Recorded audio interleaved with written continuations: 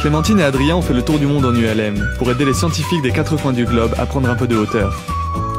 Ils sont allés de surprise en surprise, de découverte en découverte, et nous racontent la Terre, ses anecdotes et les histoires qui les ont étonnés.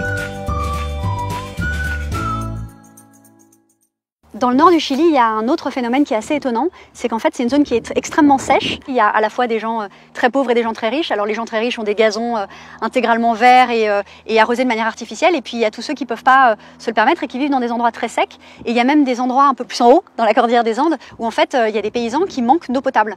Et on a rencontré des géographes qui travaillent sur une mission intéressante, c'est qu'en fait ils ont mis en place un système d'attrape-brouillard. C'est en fait une sorte de filet de badminton avec des mailles qui seraient beaucoup plus fines et qui permettent de récupérer le brouillard, d'agglomérer les gouttes d'eau pour le transformer en eau potable.